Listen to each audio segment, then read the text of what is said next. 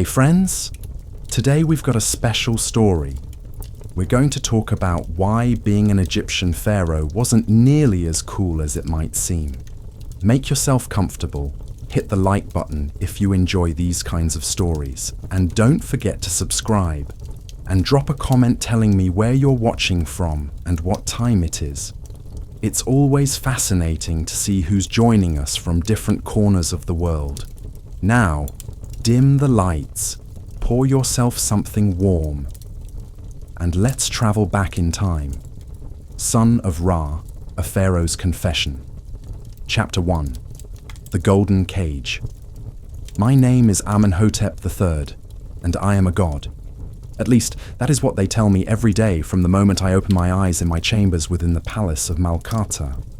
But today, on this stifling day in the month of Paufi, when the air shimmers with unbearable heat and shadows become the only salvation, I feel more like a prisoner than a deity.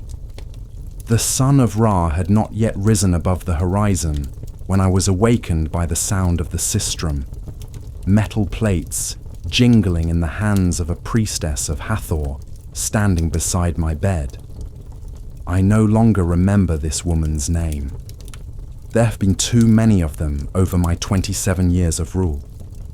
They are all the same in their white linen chitons, with shaved heads and eyes filled with that particular reverence that inspires fear. "May the son of Ra awaken," she whispers, not daring to raise her gaze. "You are awaited in the hall for morning rituals."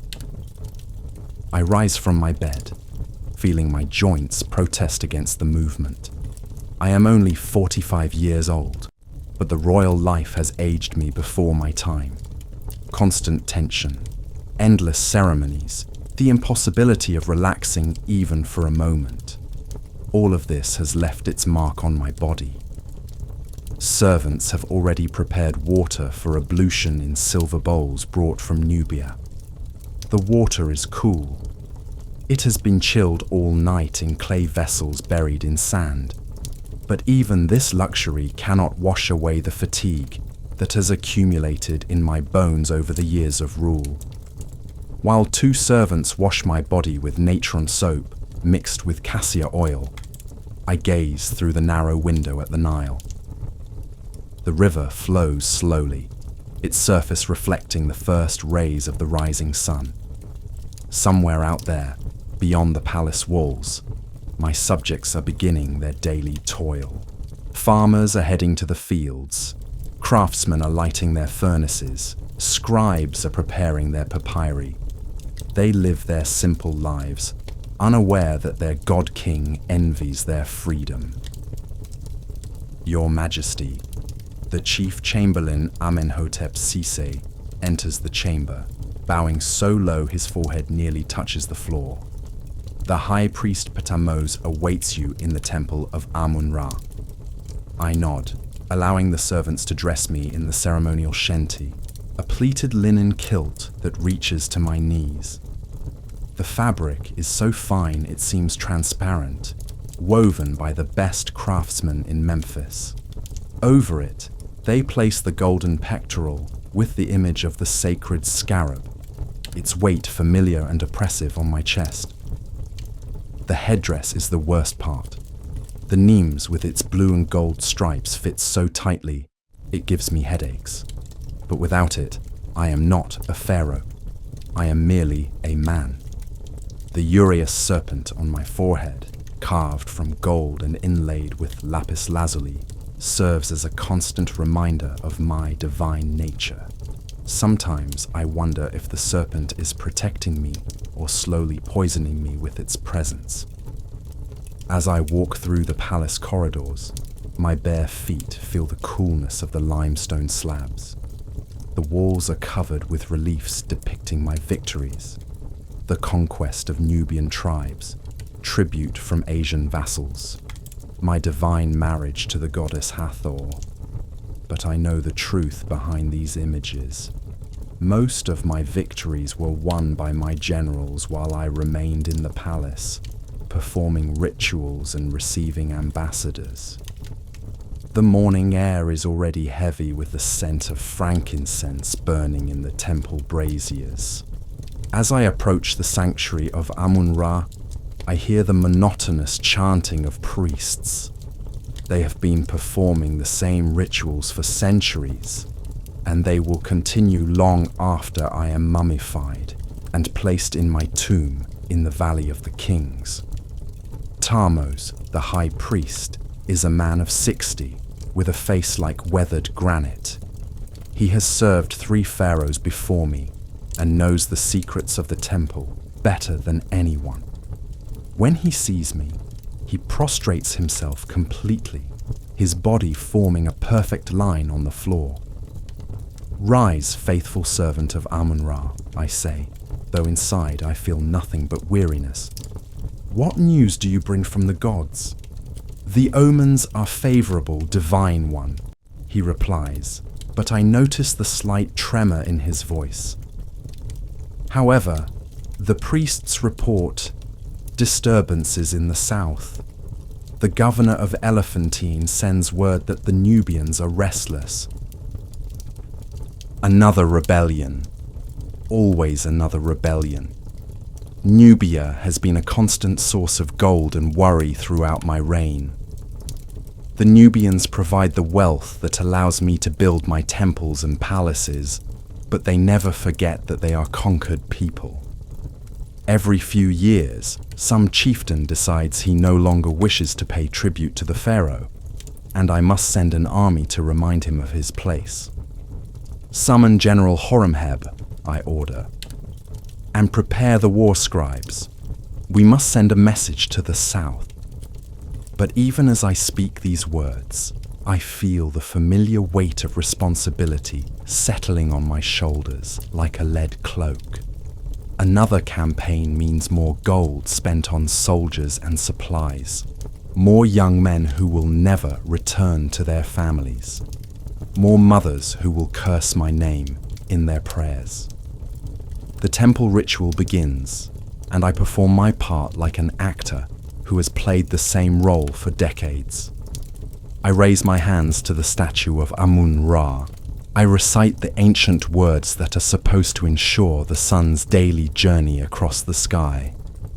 But privately, I wonder, what would happen if I simply refused to perform these ceremonies? Would the sun fail to rise? Would the Nile cease to flood? Or would the world continue exactly as it always has, proving that I am not a god, but merely a man in an elaborate costume? The golden vessels filled with sacred beer are brought forward. I must drink from each one, blessing the offering and ensuring the gods' favor. The beer is strong, brewed with dates and honey, and it burns my throat. By the time the ceremony ends, my head is spinning and I feel nauseous. "Divine One!" Patamos approaches me as we leave the temple. "There is another matter. The Queen requests an audience." Queen Tie, my wife, my equal, the only person in the kingdom who dares to speak to me as a woman, speaks to her husband rather than as a subject to her god. She is also the most politically astute person I know, and when she requests an audience, it usually means trouble. I find her in the gardens of the palace, seated in the shade of a sycamore tree. She is 42 years old, but her beauty remains striking. Her skin is the color of honey, her eyes are large and dark, and her hair is black as the night sky. She wears a simple linen dress dyed with indigo, and her only jewelry is a golden collar with carnelian beads. "My lord," she says, rising to greet me, but her tone is that of a wife, not a subject. "We need to talk." "About Nubia?" I ask, settling onto the cushioned bench beside her. "About everything," she replies, and I hear the weariness in her voice that matches my own. "The Nubians are the least of our problems. The Asiatic provinces are in chaos. The Hittites are expanding their territory, and our vassals are beginning to question whether Egypt is still strong enough to protect them. She is right, of course. The reports from my governors in Syria and Palestine have been increasingly troubling. The Hittite king Suppiluliuma is an ambitious man who sees Egypt's current peaceful period as a sign of weakness. He has already begun to influence several of my vassal kings, offering them protection in exchange for their loyalty. What do you suggest?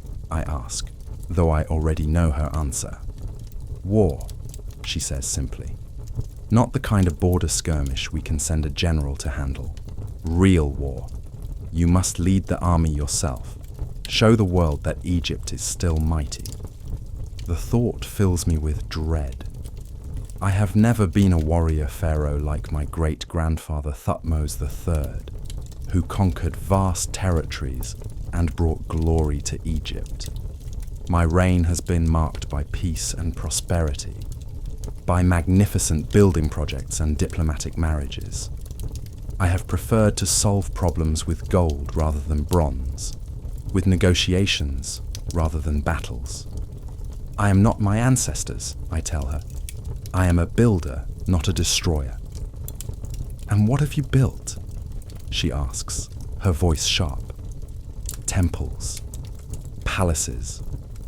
They are beautiful, yes, but they will not protect Egypt when the Hittites come knocking at our gates. Her words sting because they contain truth. I have spent enormous sums on my building projects. The Temple of Amun-Ra at Luxor, the additions to Karnak, the Palace of Malkata where we now sit. These monuments will last for eternity, proclaiming my glory to future generations. But Tyre is right, they will not stop an invading army. The people are tired of war, I say. They have had peace for 27 years. They will not thank me for dragging them into conflict. The people will thank you for protecting them, she counters. But they will curse your memory if you allow Egypt to be conquered because you were too weak to fight. A servant approaches with a tray of refreshments, bread, cheese, figs, and wine. The wine is from my own vineyards in the delta, aged in clay amphorae and flavored with herbs. I drink deeply, hoping the alcohol will quiet the voices in my head. There is something else, Tia says quietly. The priests are beginning to whisper. About what? About you, about your devotion to the gods. I understand immediately. My son Amenhotep, who will rule after me, has been showing disturbing signs of religious innovation. He speaks of Aten, the sun disk, as if it were the only god that matters. He questions the authority of the priests of Amun-Ra, suggests that the traditional rituals are unnecessary. If these ideas spread, they could undermine the very foundation of Egyptian society. The boy is young, I say. He will learn. Will he? Tia asks. Or will he destroy everything we have built? I have no answer for her. My son is brilliant but headstrong, passionate about his beliefs in a way that frightens me. The priests have made it clear that they consider him a threat to the established order. If he continues on his current path, he may find himself facing a rebellion, not from foreign enemies, but from his own people. The afternoon grows hotter, and we move inside to the audience hall. Here, I must hold court, listening to petitions and disputes, rendering judgment on matters both great and small. The hall is vast, its ceiling supported by columns carved to resemble palm trees. The walls are decorated with scenes of my coronation, my divine birth, my presentation of offerings to the gods. The first petitioner is a farmer from the delta whose neighbor has diverted water from the irrigation channel. It is a common dispute, one that has been resolved 1,000 times by local magistrates. But the farmer has invoked his right to appeal to the Pharaoh, and so I must listen to his complaint and render justice. Divine One, he says, prostrating himself before the throne. My neighbor Kiti has stolen the water that belongs to my field. My crops are dying while his flourish. I beg you to restore the natural order. I listen to both sides of the dispute, though my mind is elsewhere. The farmer speaks of his dying crops, but I think of dying kingdoms. The neighbor argues that he has done nothing wrong, but I think of the arguments I will soon face with foreign ambassadors. In the end, I order the local magistrate to resurvey the irrigation channels and divide the water equally. It is a simple solution to a simple problem, but it reminds me that most of my subjects' concerns are immediate and practical, while mine are abstract and eternal. The next petitioner is a merchant from Memphis who has been cheated by a business partner. Then comes a scribe who seeks promotion to a higher position in the administration. Then a priest who requires funds for temple maintenance. Each case is different, but they all blur together in my mind. I am supposed to be the living incarnation of Maat, the goddess of justice and truth, but I feel less like a divine judge and more like a tired administrator. By the time the court session ends, the sun is beginning to set. My stomach growls with hunger, but I cannot simply eat like a normal man. Even my meals are ritualized, blessed by priests, and served according to ancient protocols. The dining hall is smaller than the audience chamber, but no less ornate. The walls are painted with scenes of abundance, overflowing granaries, fat cattle, nets full of fish. The reality, I know, is more complex. Egypt is prosperous, yes, but prosperity requires constant vigilance. The Nile's flood determines whether the people eat well or go hungry. A bad harvest can mean rebellion. A plague can devastate the population. A strong enemy can destroy everything we have built. I dine alone, as is proper for a god. The food is elaborate. Roasted duck stuffed with herbs, bread shaped like lotus flowers, cakes made with honey and dates. But I eat without pleasure, my mind occupied with the problems that await me tomorrow. The Nubian rebellion must be addressed. The Hittite threat must be evaluated. The priest's concerns about my son must be considered. As the meal progresses, I find myself thinking about my father, Thutmose IV. He died when I was 12, leaving me to rule under the guidance of regents until I came of age. I remember him as a stern but kind man who took his responsibilities seriously. He used to tell me that being Pharaoh was not a privilege, but a burden, that the gods had chosen us to serve Egypt, not to rule it for our own benefit. A Pharaoh, he once said, is like a bridge between the mortal and divine worlds. He must be strong enough to bear the weight of both, but flexible enough not to break under the pressure. I'm beginning to understand what he meant. The pressure is constant, relentless. Every decision I make affects thousands of people. Every word I speak is interpreted and reinterpreted by priests, scribes, and foreign ambassadors. I cannot show weakness, cannot admit doubt, cannot reveal that I am, in the end, just a man trying to do his best in an impossible situation. After dinner, I retire to my private chambers to review reports from my governors and generals. The documents are written on papyrus in hieratic script, the cursive form of hieroglyphics used for administrative purposes. My scribe, Amenemheb, has prepared summaries of the most important communications. But I prefer to read the original documents myself. The report from the governor of Elephantine is particularly troubling. The Nubians have not only refused to pay tribute, but have begun raiding Egyptian settlements along the border. They have killed several tax collectors and burned a granary. The governor requests permission to launch a punitive expedition. The report from my ambassador in Babylon is also concerning. The Kassite king Burnaburiash has been making inquiries about Egyptian military strength.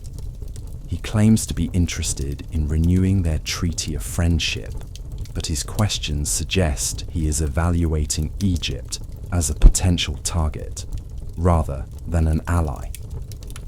Most disturbing of all is the report from my spy in the Hittite capital of Hattusa. King Suppiluliuma has been meeting with representatives from several of my vassal states in Syria. The spy reports that the Hittite king has promised to support any Syrian prince who rebels against Egyptian rule. In return, these princes would acknowledge Hittite suzerainty and provide troops for future campaigns. I set the papyri aside and walk to the window. The night air is cooler now, and I can hear the sounds of the city settling into sleep. Somewhere in the distance, a dog barks. A baby cries. Life goes on, regardless of the crises that occupy my thoughts. Tomorrow, I will have to make decisions that will affect the lives of thousands. I will have to choose between war and peace, between maintaining the status quo and risking everything on a dangerous gamble. I will have to be the God King that my people expect me to be, even though I feel more human than divine. I think about my son, Amenhotep, who will inherit these burdens when I die. He is 17 years old, full of idealism and certainty. He believes he can change the world, remake Egypt in his own image. I fear that the world will change him instead, that the weight of the crown will crush his spirit as it has crushed mine. But perhaps that is the natural order of things. Perhaps each generation must learn these lessons for themselves, must discover that power is not a gift, but a responsibility, that being a god is not a privilege, but a curse. Chapter 2. The Weight of Gold. The morning of the second day brings news that chills my blood despite the rising heat. A messenger arrives from the south, his horse lathered with sweat, and his face grim with exhaustion. He bears the seal of General Horemheb, who commands our southern frontier. "Divine One," he gasps, dropping to his knees before my throne. "The Nubians have crossed the border in force. They have sieged to the fortress of Buhan. Buhan, the great fortress that has guarded the Second Cataract for centuries, the key to our control of Nubia and its gold mines. If Buhan falls, the entire southern frontier will be exposed. More importantly, the flow of gold that funds my kingdom will be cut off." "How many?" I ask, though I keep my voice steady. The garrison commander estimates 10,000 warriors, Divine One. They are led by a chief named Ikeni, who calls himself the true king of Kush, another pretender to ancient titles. Kush had been a powerful kingdom until my ancestors conquered it 3 centuries ago.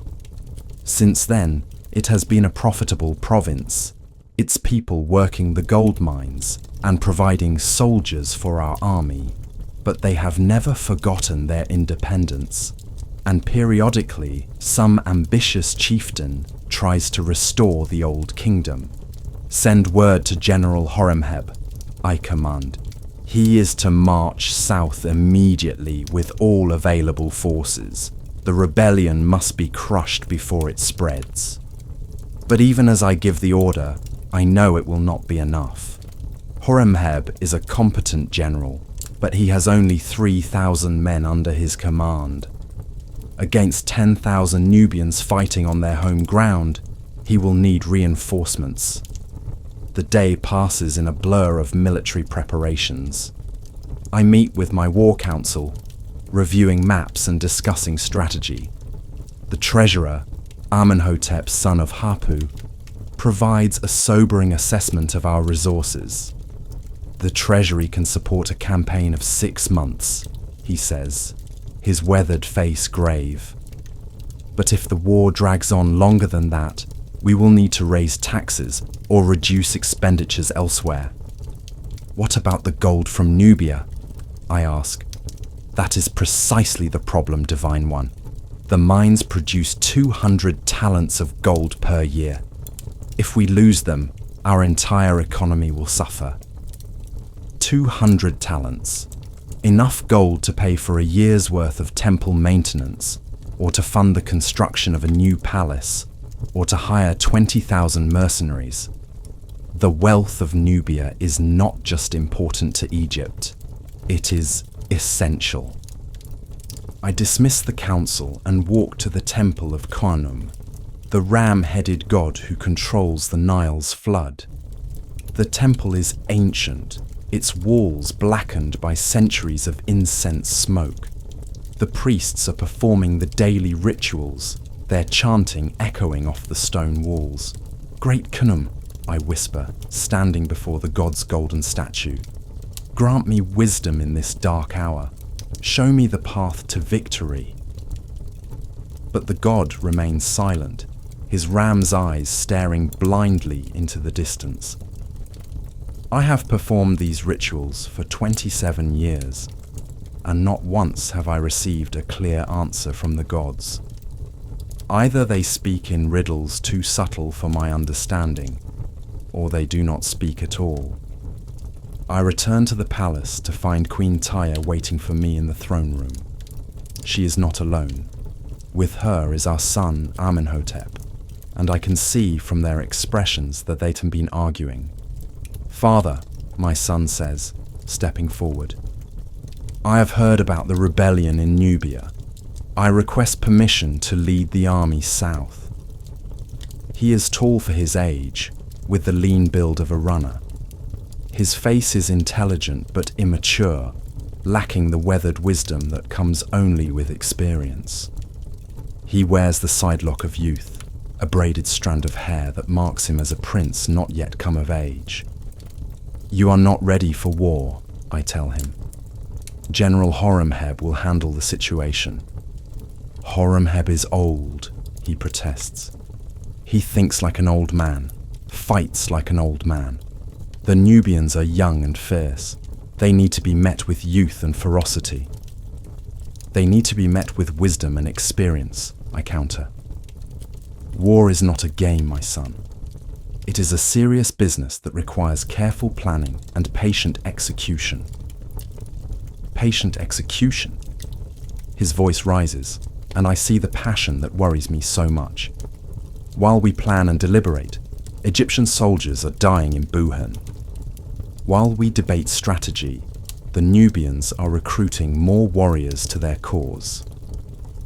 He is not wrong about the urgency of the situation, but he is wrong about the solution. A young prince leading his first campaign against experienced warriors is a recipe for disaster.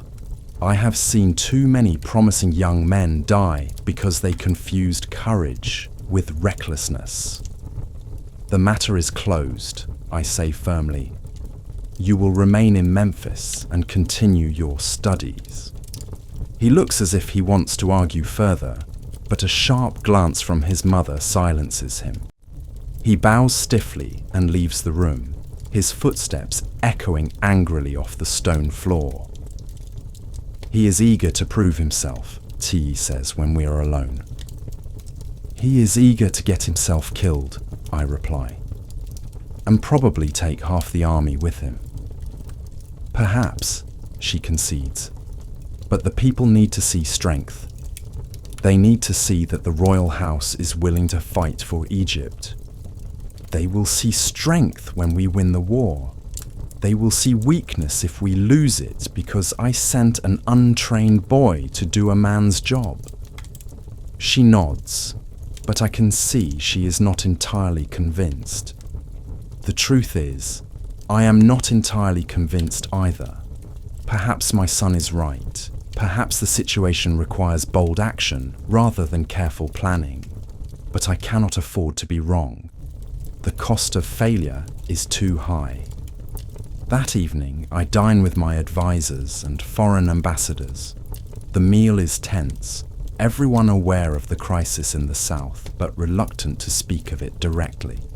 The ambassador from Babylon, Kadashman Enlil, is particularly attentive, his eyes sharp with intelligence.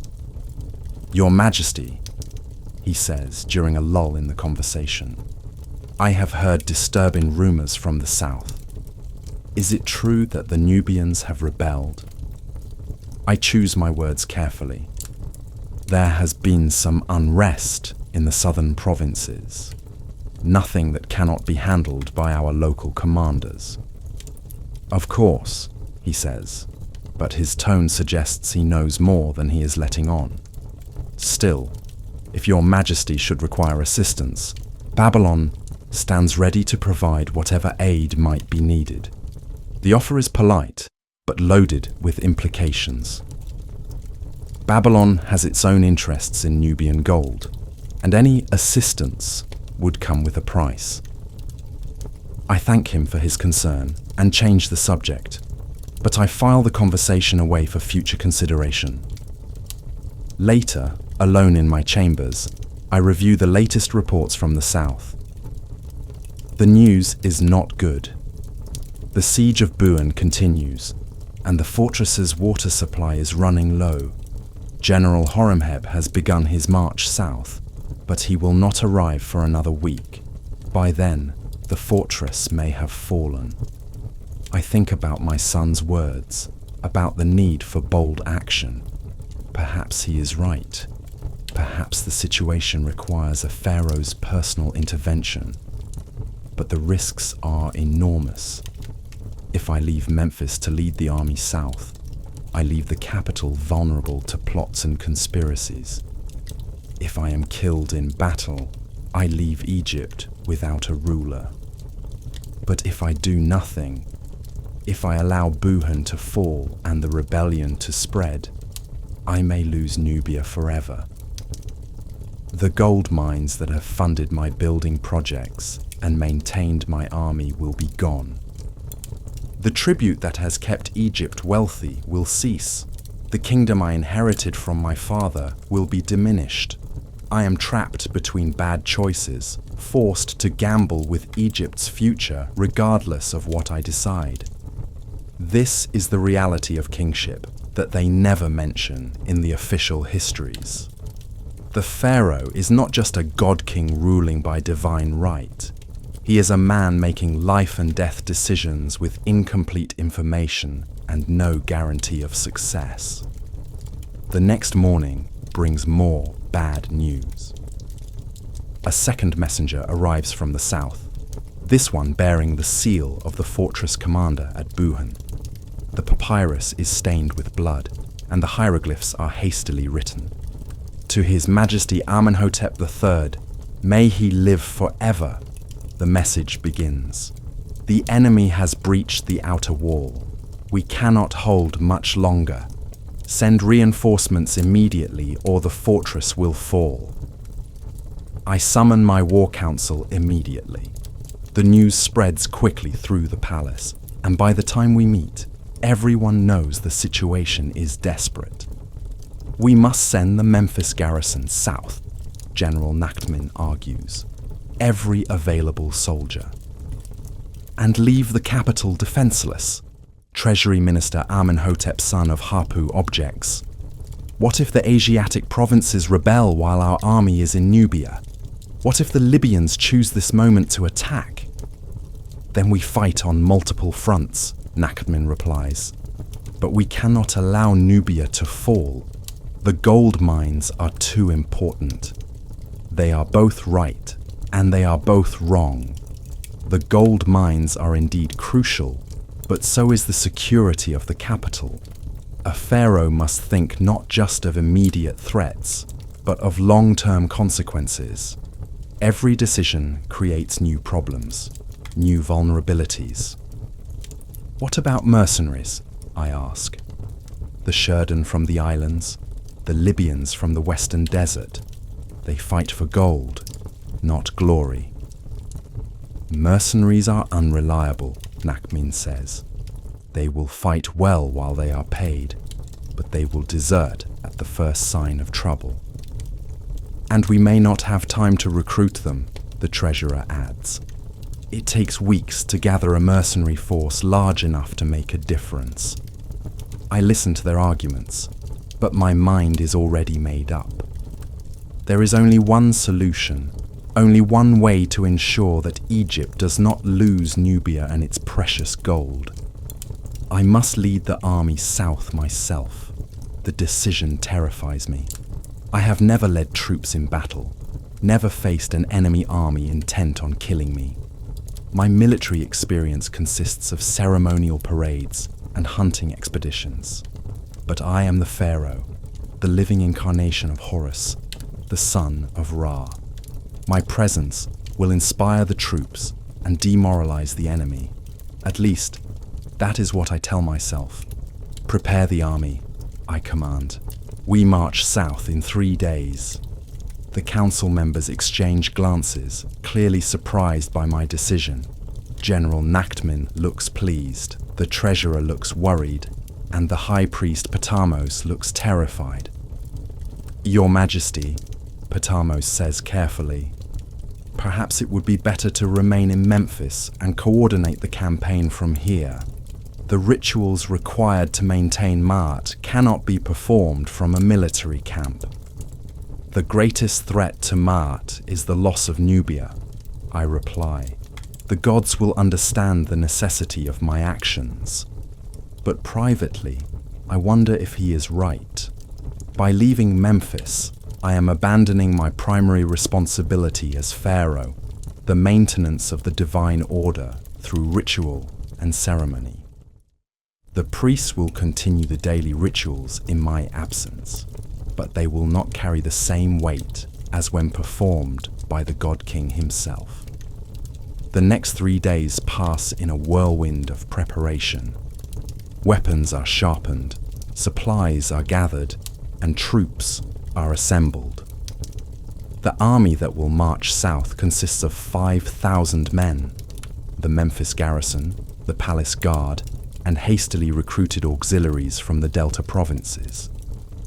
I spend these days in a constant state of anxiety, second-guessing my decision, but unable to change it. The die is cast, the orders are given, and now I must see the campaign through to its conclusion, whatever that may be. Queen Tai says little during these preparations, but I can see the worry in her eyes. She knows, as I do, that this campaign will determine not just the fate of Nubia, but the future of my reign. If I succeed, I will be remembered as a warrior pharaoh who defended Egypt's interest with his own blood. If I fail, I will be remembered as the king who lost the gold mines and weakened the kingdom. On the morning of our departure, I perform one last ritual in the temple of Amun-Ra. The ceremony is brief but solemn, asking the god to grant victory to Egypt and protection to its king. The priests chant the ancient words, their voices echoing off the stone walls, but I find no comfort in their prayers. As I emerge from the temple, I see my army assembled in the courtyard.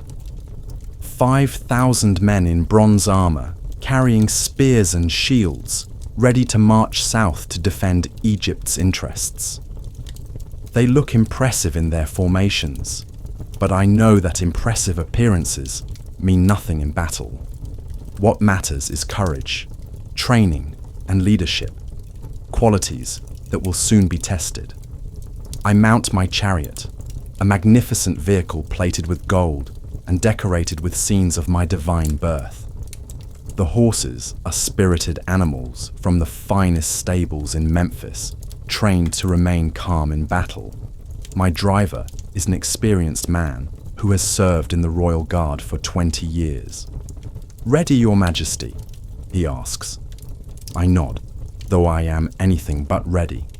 I am a middle-aged man who has spent his life in palace comfort, about to lead an army against battle-hardened warriors in the harsh environment of Nubia. I am terrified, but I cannot show it. A pharaoh must appear confident even when he feels lost. "Forward," I command, and the army begins its march south. As we leave Memphis behind, I look back at the city one last time. The pyramids of my ancestors rise against the sky, eternal monuments to eternal kings. I wonder if I will ever see them again, or if my own pyramid will remain forever unfinished. The march south is a revelation of suffering I never expected.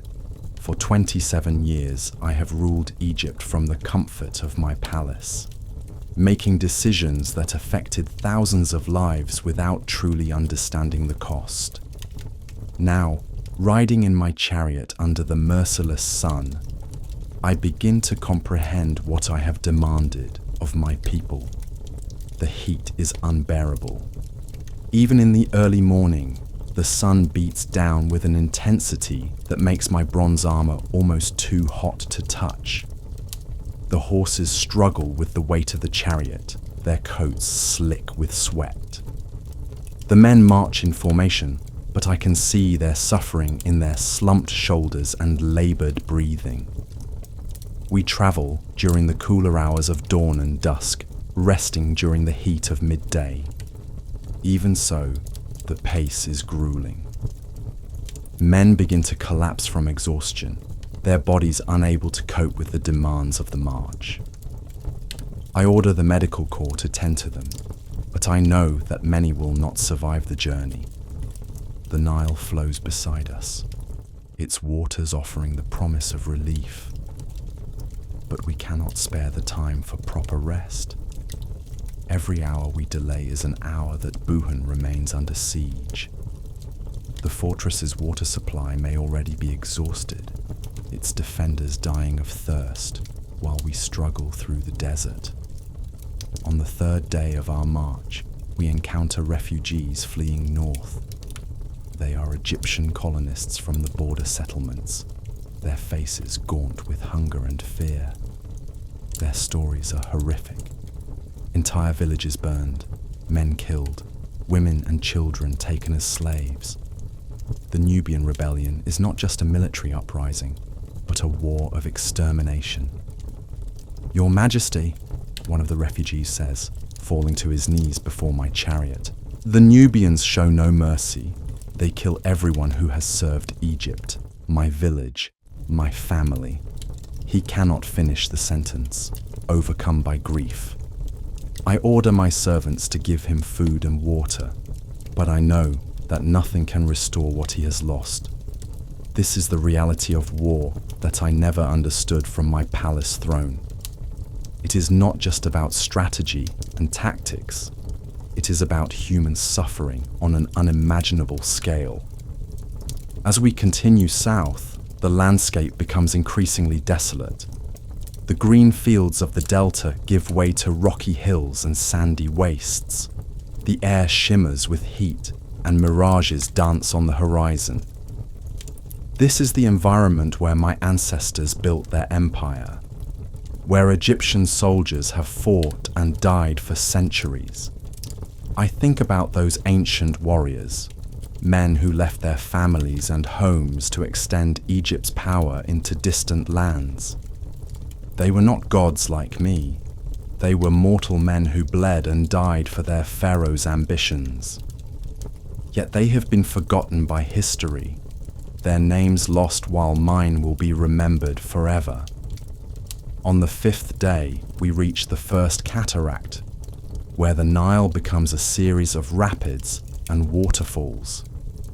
The sound of rushing water is a welcome relief from the silence of the desert, but it also marks the beginning of truly hostile territory. Beyond this point, we are in Nubia, where every rock and tree might hide an enemy. General Nachtman rides up to my chariot, his face grim with concern. "Your Majesty, Our scouts report enemy activity ahead. They have been watching our approach. How many? I ask. Perhaps 100 horsemen staying just out of range. They disappear whenever our scouts try to engage them. I nod, trying to appear calm despite the fear that gnaws at my stomach. This is it, the moment when my peaceful reign ends and my trial by fire begins. Everything I have done, everything I have built, depends on what happens in the next few days. Form the army for battle, I command. We march in combat formation from here. The transformation is remarkable. The loose column of marching men becomes a disciplined formation ready for war. Archers take position in the center, protected by ranks of spearmen. Chariots form on the flanks, ready to charge or pursue. It is a sight that would have filled me with pride in peacetime, but now it only emphasizes the danger we face. We reach the second cataract at sunset on the 6th day. In the distance, I can see the walls of Buin, still standing but clearly under siege. Cooking fires dot the landscape around the fortress, the camps of the Nubian army. As we watch, a flight of arrows rises from the enemy lines and falls on the fortress walls, answered by a similar volley from the defenders. The fortress still holds, General Nachtman observes, but barely. Look at the walls, they're damaged in several places. He is right. Even from this distance, I can see gaps in the stonework where the enemy has managed to breach the defenses. The great fortress that has guarded Egypt's southern frontier for centuries is crumbling under the assault of bronze-tipped arrows and siege engines. We attack at dawn, I decide. The enemy will not expect us to move so quickly after our march. But even as I speak the words, I wonder if I am making the right decision. Military wisdom suggests that we should rest our troops and study the enemy's positions before launching an assault. But military wisdom also says that time is our enemy. Every hour we delay gives the Nubians more opportunity to take the fortress. That night, I cannot sleep. I lie on my cot in the royal pavilion, listening to the sounds of the camp around me. Somewhere in the darkness, soldiers are sharpening their weapons, preparing for the battle that will come with the dawn. Others are writing letters to their families, perhaps the last words they will ever send home. I think about my own family, safe in Memphis. Queen Tyre will be performing the evening rituals in my absence, maintaining the divine order that holds Egypt together. My son Amenhotep will be studying with his tutors, learning the skills he will need to rule. Neither of them knows whether I will survive the next day. The thought of death terrifies me more than I expected. I have always known that I would die someday. Even pharaohs are mortal, but I had assumed it would be in my palace, surrounded by priests and physicians. The idea of dying in battle, of having my body pierced by Nubian spears, fills me with horror. But worse than the fear of death is the fear of failure. If I die tomorrow, if the army is defeated, what will happen to Egypt? My son is not ready to rule. The kingdom's finances are strained, and our enemies will see weakness. The empire my ancestors built over centuries could crumble in a single generation. I rise from my cot and walk to the entrance of the pavilion. The night is clear, the stars brilliant in the desert sky. Somewhere up there, according to the priests, my divine father Ra is traveling through the underworld, preparing for his daily resurrection. I wonder if he watches over mortal pharaohs, if he cares about the struggles of his earthly sons. Your Majesty. I turn to find my personal bodyguard, a Nubian named Maherpra, who has served me faithfully for 15 years. His presence is both reassuring and ironic. A Nubian protecting me from other Nubians, a man whose loyalty transcends the boundaries of birth and blood. Cannot sleep either, I ask. No, Your Majesty. The night before battle is always difficult. You have done this before? Many times, Your Majesty, in the campaigns against the Libyans, the raids into Palestine. War is always the same. Fear and courage, death and glory, all mixed together. His words are meant to comfort me, but they have the opposite effect. This man has seen more battle than I ever will, has faced death so many times that it holds no mystery for him. I'm about to lead 5,000 men into combat, and I have never killed anyone, never felt the weight of a sword in my hand or the splash of blood on my face.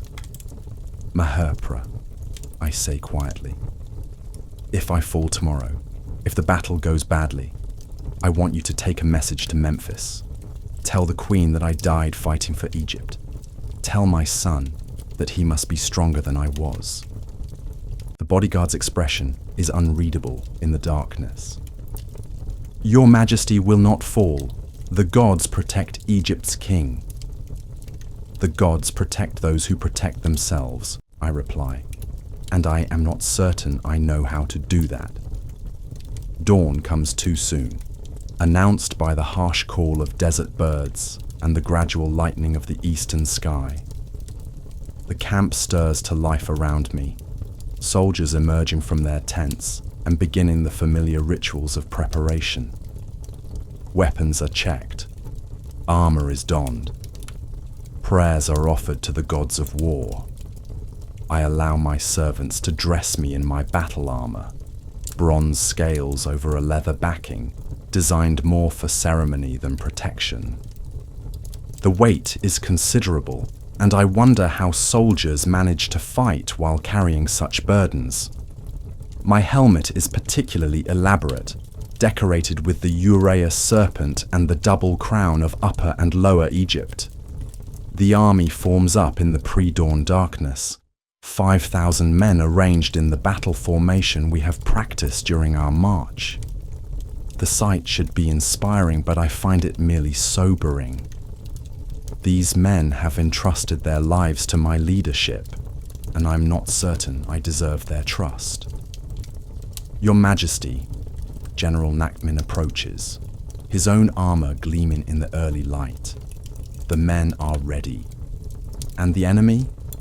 Still in their camps, Your Majesty.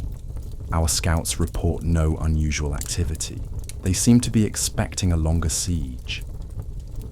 Good. The element of surprise is our greatest advantage. The Nubians have superior numbers, but they are not prepared for an immediate assault. If we can break their lines quickly, we can relieve the fortress and scatter their army. I mount my chariot and take up the reins. The horses are nervous, sensing the tension in the air. Behind me, the army waits for my signal. 5,000 men ready to live or die at my command. Warriors of Egypt, I call out, my voice carrying across the assembled ranks. Today we fight not just for Buhan, but for the honor of our kingdom. Today we show the world that Egypt's strength is not diminished. Today we prove that the sons of Ra do not yield to rebels and barbarians. The army responds with a roar that echoes off the rocks of the cataract. The sound is thrilling and terrifying at the same time. The voice of war itself, raw and primal. I raise my bronze khopesh sword, and the army begins to move.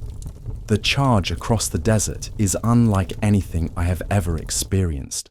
The chariot bounces and lurches over the rough ground, the horses straining against their harnesses. Around me, the infantry runs in formation, their spears glinting in the morning sun. The thunder of 5,000 feet striking the earth is deafening. The Nubian camps are still quiet when we reach them, but that changes quickly. Alarm horns sound from the enemy lines, and warriors begin pouring out of their tents. They are tall, muscular men with skin black as ebony, armed with spears and hide shields.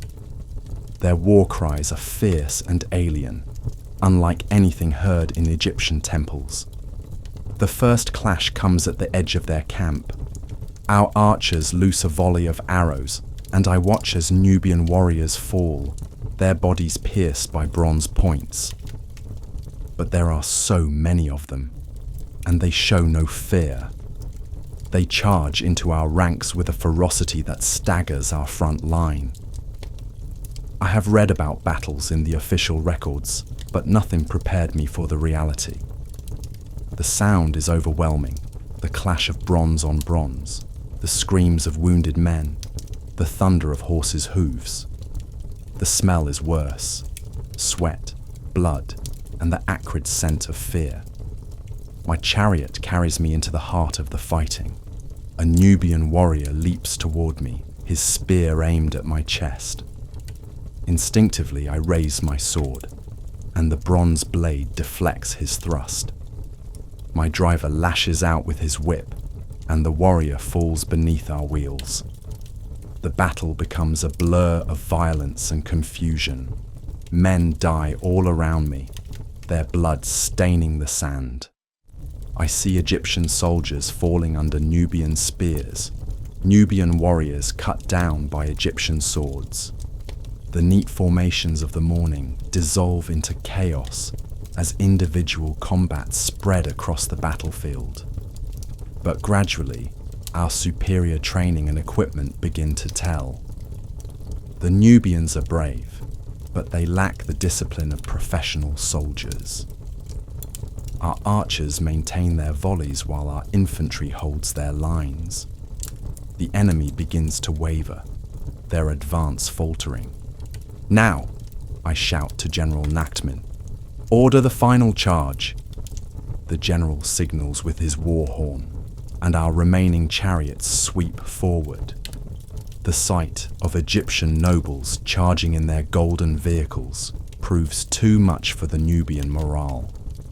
Their lines break, and what began as a battle becomes a rout. I pursue the fleeing enemy, my chariot bouncing over the rocky ground.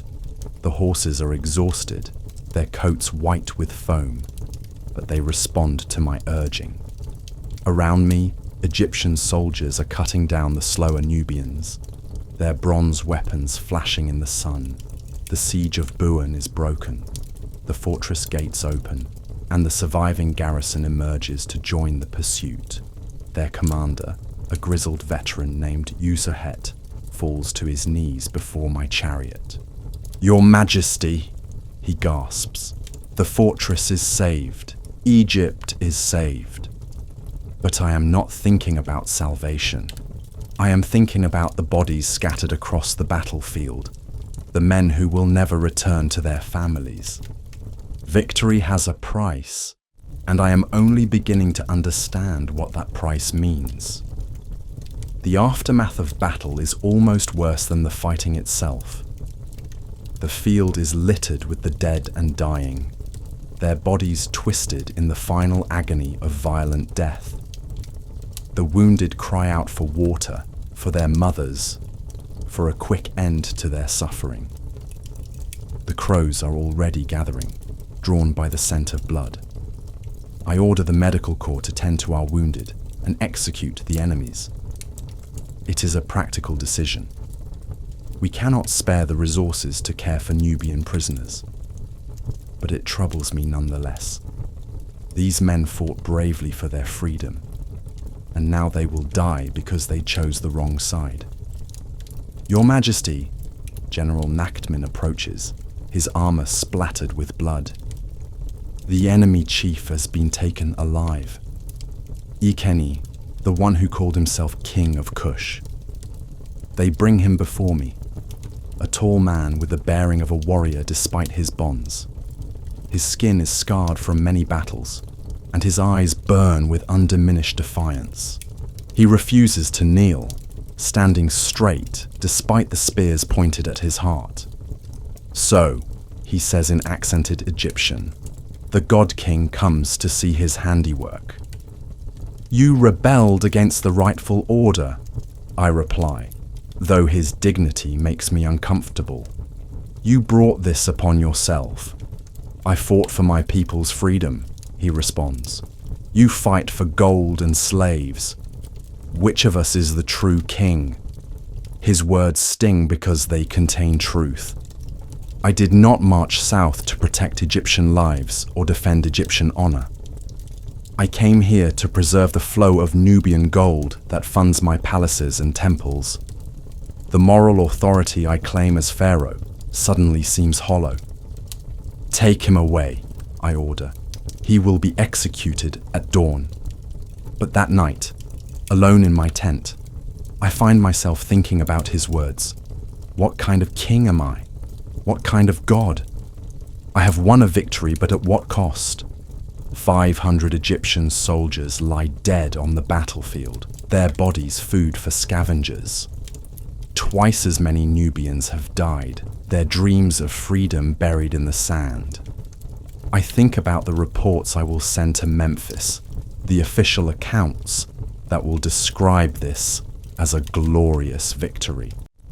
The scribes will write of my courage and wisdom, of the divine favor that granted Egypt triumph over its enemies. But they will not mention the smell of blood, the cries of the wounded, or the hollow feeling in my chest as I watch men die for my ambitions. Chapter 3. The Poison of Power.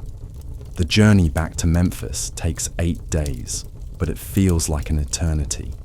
We travel slowly, burdened by wounded men and the weight of victory.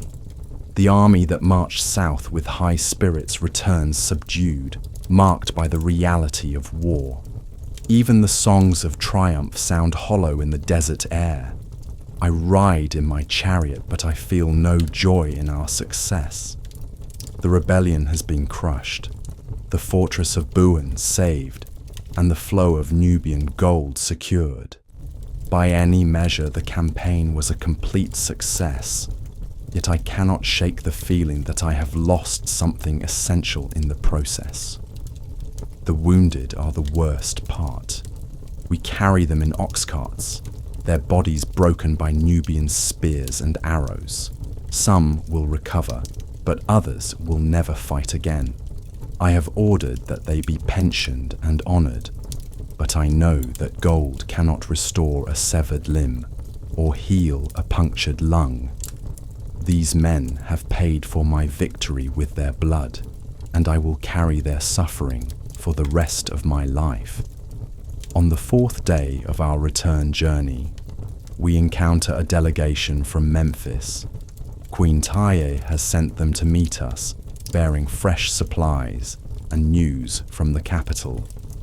The sight of their banners on the horizon lifts my spirits for the first time since the battle.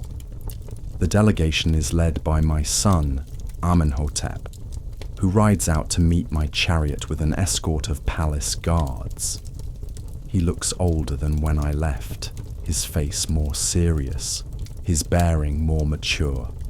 The boy who wanted to lead the army south has become a young man who understands the weight of responsibility. "Father," he says, dismounting to bow before me, "Memphis rejoices at your victory. The people have been offering prayers for your safe return." "The victory was costly," I reply, gesturing toward the carts of wounded men. "War is not as glorious as the songs suggest." He nods, and I see understanding in his eyes. Perhaps he has learned something during my absence, gained some wisdom about the true nature of power and its consequences. That evening, we camp beside the Nile, and I dine with my son in the royal pavilion.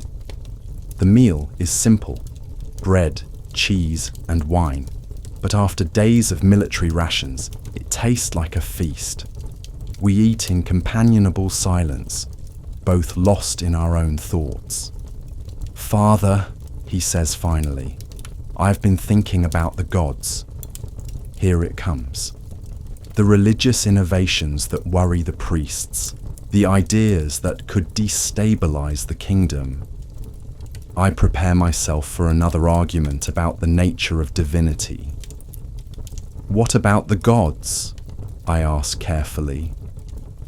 "If you are truly divine," he says, "why did the battle trouble you so much? Why do you seem sad rather than triumphant?" The question catches me off guard. I had expected theological speculation, not personal observation. My son has noticed something I thought I had hidden: the cost of victory on my soul. "Because," I say slowly, "being divine does not mean being heartless. The gods themselves feel sorrow when their children suffer." "But do they?" he asks. "Do the gods truly feel as we do? Or do we imagine emotions in them because we cannot bear to think of them as indifferent?" It is a profound question, one that strikes at the heart of Egyptian theology. If the gods are truly divine, do they experience human emotions? If they do not, what does that say about their nature? If they do, what does that say about divinity itself? I do not know, I admit. Perhaps that is the greatest mystery of all. We reach Memphis on the 8th day, and the city turns out to welcome us home.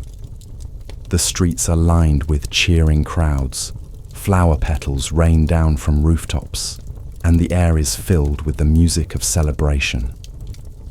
The people see only the victory, not the cost. They see their God-King returning in triumph, not the man who questions his own divinity.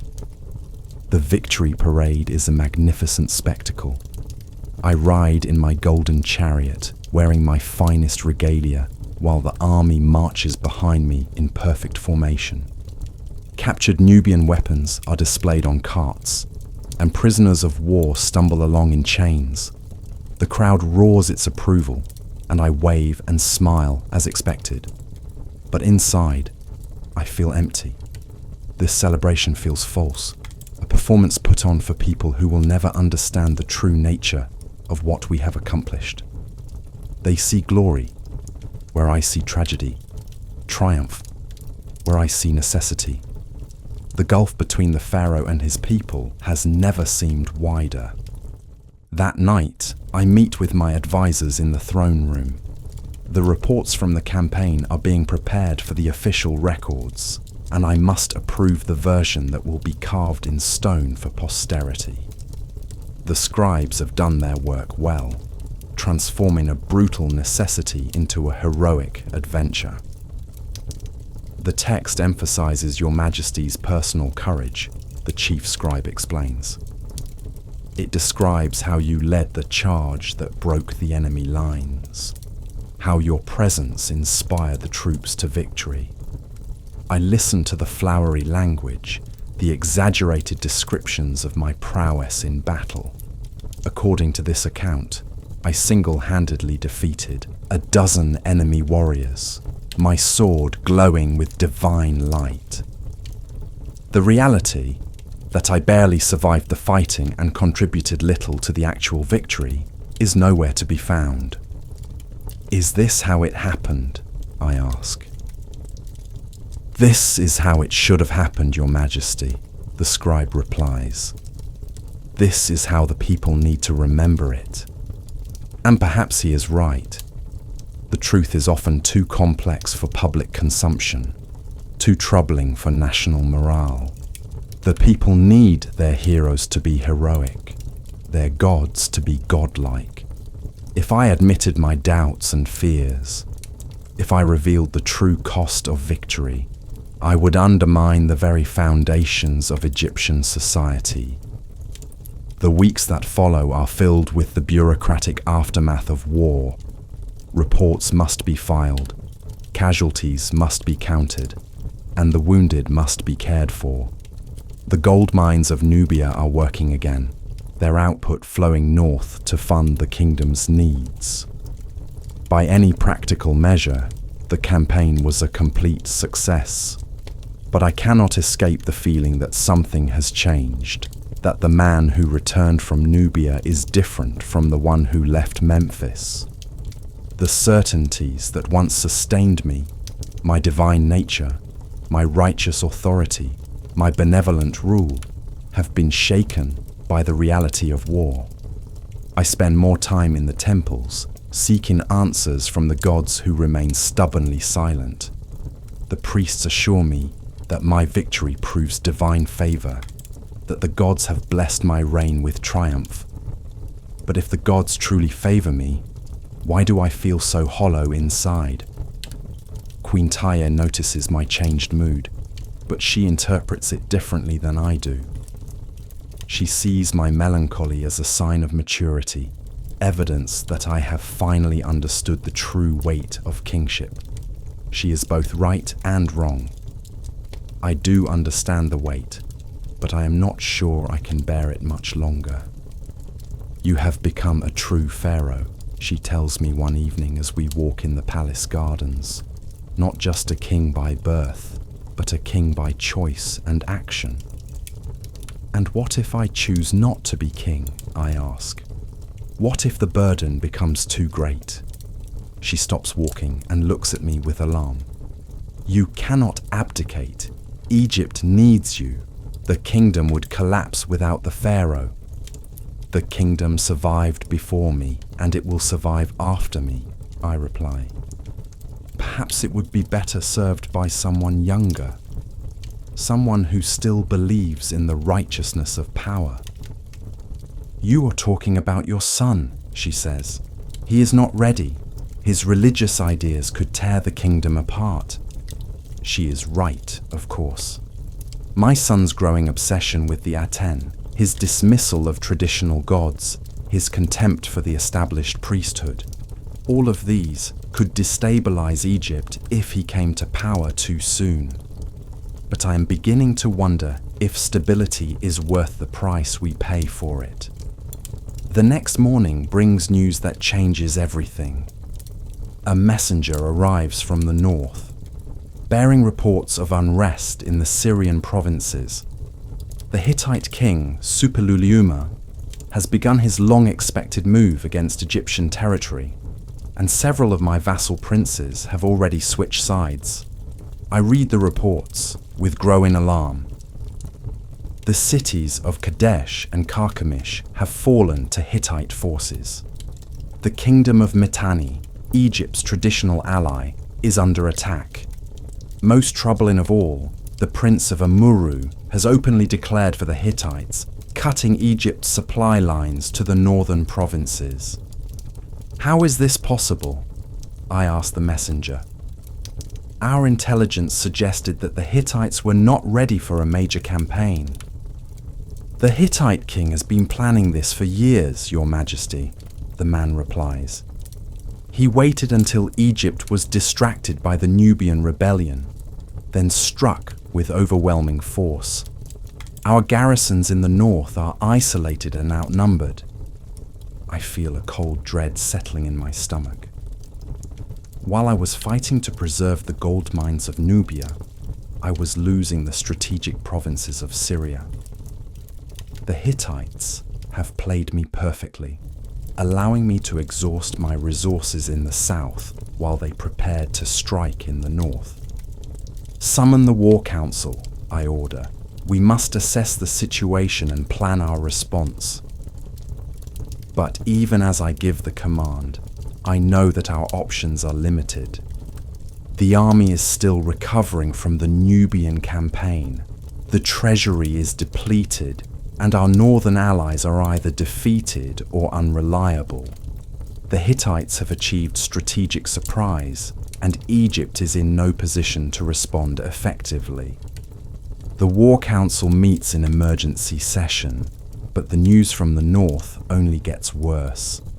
More cities have fallen, more allies have defected, and the Hittite advance seems unstoppable. General Nakhtmin proposes an immediate march north, but the logistics are daunting. We need 6 months to prepare for another major campaign. the treasurer reports. The Nubian war has strained our resources to the limit. We do not have 6 months, I reply. In 6 months, the Hittites may have conquered all of Syria. Then we must seek allies, suggests the foreign minister. Perhaps Babylon or Assyria would be willing to join us against the Hittites. But I know that foreign alliances are unreliable, especially when offered from a position of weakness. The Babylonians and Assyrians have their own interests to consider, and Egypt's current difficulties may make us seem like a poor investment. As the debate continues, I find myself thinking about the nature of power and its limitations. For 27 years I have ruled Egypt as a god-king, my authority seemingly absolute. But power, I am learning, is not the same as control. I can command armies, but I cannot control the outcome of battles. I can make alliances, but I cannot guarantee their durability. I can proclaim my divine nature, but I cannot escape the consequences of human limitations. The meeting ends without resolution, and I retire to my private chambers to contemplate the crisis. Egypt faces threats from multiple directions, and I am not sure I have the strength or wisdom to deal with them all. The weight of the crown has become almost unbearable, and I wonder how many more pharaohs have felt this crushing sense of inadequacy. That night, I dream of my father, Thutmose IV. He appears to me as I remember him from childhood. Strong, confident, seemingly invincible. But now I understand that his confidence was largely an illusion, that he too must have felt the weight of impossible choices and uncertain outcomes. Father, I say in the dream, how did you bear it? How did you rule without breaking under the pressure? By remembering that the kingdom is more important than the king, he replies. By accepting that power is not a privilege but a responsibility. By understanding that even pharaohs must sometimes sacrifice their own desires for the good of Egypt.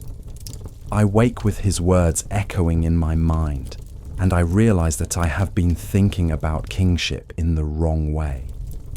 I have been focused on my own doubts and fears, my own sense of inadequacy. But the true measure of a pharaoh is not his personal comfort or peace of mind. It is his willingness to serve Egypt regardless of the cost to himself. The next morning, I make a decision that will define the rest of my reign. I will not abdicate, I will not seek easy solutions, and I will not allow my personal doubts to paralyze the kingdom. I will bear the weight of the crown until my death, no matter how crushing it becomes. Chapter 4. The Price of Eternity. The seasons pass, and the burden of rule grows heavier with each passing year. The Hittite threat in the north has been contained but not eliminated, requiring constant vigilance and enormous expense. The Nubian gold mines continue to produce, but their output barely covers the cost of maintaining the armies needed to protect them. Egypt remains powerful, but the foundation of that power is increasingly unstable. I am 50 years old now, and I feel every one of those years in my bones. The ceremonial duties that once seemed merely tedious have become genuinely difficult. Standing for hours during religious rituals leaves me exhausted. The heavy crown gives me constant headaches. The formal regalia that once made me feel godlike now feels like a prison of gold and jewels. My son Amenhotep is 22, and his radical ideas about religion have only intensified with age. He speaks openly of the Aten as the one true God, dismissing the traditional pantheon as superstition. The priests are increasingly alarmed by his rhetoric, and I fear that his eventual succession will trigger a civil war. The old ways are dying, Father, he tells me during one of our increasingly frequent arguments. The people no longer believe in the multiplicity of gods. They hunger for truth, for a single divine source that makes sense of their lives. The people believe what they have always believed, I reply. It is you who hungers for change, not them. But privately, I wonder if he might be right. The traditional religion does seem increasingly hollow, its rituals empty of meaning. The priests go through the motions of worship, but do they truly believe? Do I? The question haunts me as I perform my daily duties. Each morning, I rise before dawn to greet the sun, God Ra, reciting prayers that were ancient when my great-grandfather's grandfather ruled Egypt. Each evening, I perform the rituals that ensure the sun's safe passage through the underworld. But do these ceremonies actually accomplish anything? Or are they merely elaborate theatre? The doubt is poisonous, eating away at the foundations of my authority. If I do not truly believe in my own divinity, how can I expect others to do so? If the gods are merely human creations, what gives me the right to rule over millions of people? These questions become more urgent as my health begins to decline. The court physicians speak in hushed tones of various ailments. Problems with my teeth, pain in my joints, a persistent cough that grows worse each winter. They treat me with their best remedies, but I know that I am mortal, that my divine nature will not save me from the fate that awaits all flesh. The irony is bitter. I have spent my entire life being told that I am a god, that I will live forever in the afterlife, that my name will be remembered for eternity. But eternity is cold comfort when you are dying, when your body is failing, despite all the magic and medicine at your disposal. I begin to think more seriously about my tomb, the pyramid that will house my mummy for eternity. The construction has been ongoing for decades, but recent reports suggest that it will not be completed for several more years. The thought of dying before my eternal resting place is finished fills me with dread. The workers are doing their best, Your Majesty, the chief architect assures me, but the decoration alone will require 3 more years. 3 years. At my age, with my declining health, 3 years might as well be 3 centuries. I order the work to be accelerated, additional shifts to be added, but I know that death does not wait for human convenience. The prospect of mortality focuses my mind on the question of succession. My son will inherit the throne, but will he be able to hold it? His religious reforms will alienate the priesthood. His youth will invite challenges from ambitious generals, and his idealism will clash with the practical realities of governance. I decide to begin grooming him more seriously for power, bringing him into the daily administration of the kingdom. The experience is sobering for both of us. He discovers that ruling is not about grand gestures and noble ideals, but about endless details and difficult compromises. I discover that his radical ideas are not merely youthful rebellion, but deeply held convictions. Why do we maintain temples to gods who do not exist?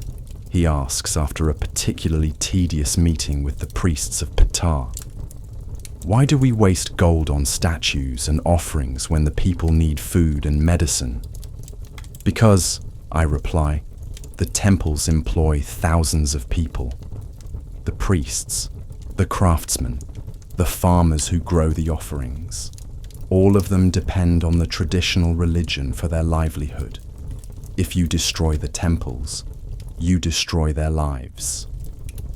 Then we will find them other work, he says with the confidence of youth. We will build new temples to the Aten, create new jobs for new purposes. But I know that change is never that simple. The Egyptian economy is built on the temple system, with each major god's cult controlling vast estates and employing thousands of workers. Dismantling that system would be like pulling threads from a tapestry. The whole structure might unravel. As the months pass, I find myself caught between my son's idealism and the priest's conservatism.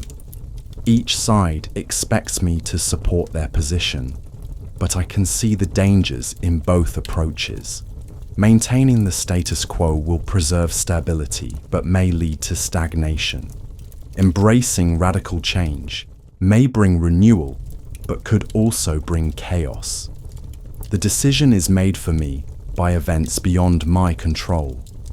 A plague strikes Memphis, killing thousands and sending the survivors into a panic.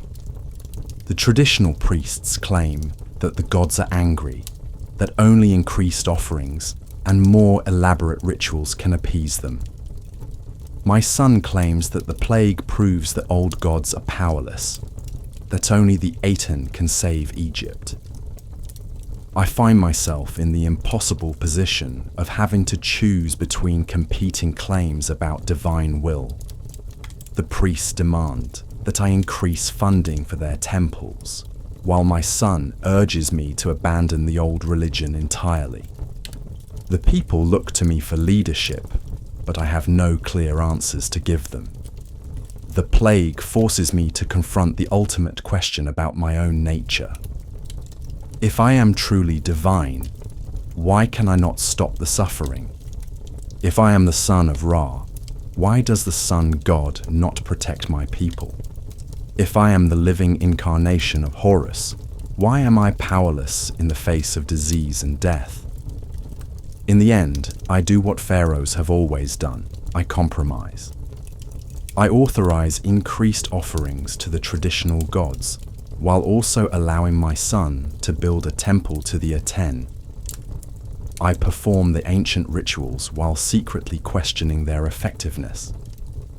I maintain the facade of divine authority while privately acknowledging my human limitations. The plague eventually runs its course, leaving Memphis scarred, but still standing. The priests claim credit for appeasing the gods. My son claims credit for introducing the Aten's protection, and I claim credit for wise leadership. The truth is that none of us controlled the outcome. The plague came and went according to its own logic, indifferent to human prayers and sacrifices. But the experience has changed me fundamentally. I can no longer pretend to believe in my own divinity with the same conviction as before. The crown still sits on my head, the people still bow before me. But I know that I am just a man playing a role, an actor in a drama that has been performed for centuries. This realization is both liberating and terrifying. Liberating because I no longer feel the need to be perfect, to live up to impossible standards of divine behavior. Terrifying because it strips away the illusions that made my burden bearable, leaving me naked before the enormity of my responsibilities. I begin to understand why so many pharaohs have sought escape in luxury and pleasure. The palaces, the feasts, the beautiful women, they are not signs of divine privilege, but attempts to numb the pain of impossible responsibility. When you cannot truly control the world, you can at least control your immediate environment. But I resist that temptation, knowing that it would be a betrayal of everything I have tried to accomplish. Instead, I focus on the tasks that are within my power: maintaining the army, managing the economy, preparing my son for the throne. These are human activities, not divine ones, but they are real and necessary. The years pass, and I watch my son grow into a young man of conviction and passion. He will make mistakes when he becomes Pharaoh, I know, but he will also bring fresh energy to the throne. Perhaps his reforms will strengthen Egypt, or perhaps they will tear it apart. Either way, there will be his choices to make, his burdens to bear. I think often of my own father, of the advice he gave me about being a bridge between the mortal and divine worlds. I understand now that he was not describing a comfortable position but a painful one. Bridges bear enormous weight, and they are constantly under stress. They serve others while enduring forces that would destroy lesser structures. As I prepare for my own death, I try to make peace with the contradictions of my reign. I have been a god who doubted his divinity, a king who questioned his authority, a man who tried to serve something greater than himself. I have made mistakes, but I have also tried to do what was right for Egypt. The historians will judge me, I know. They will count my victories and defeats, measure my achievements against those of my predecessors. They will carve my name in stone and tell stories about my reign. But they will never know the real cost of wearing the crown, the weight of responsibility that no mortal should have to bear. Perhaps that is as it should be.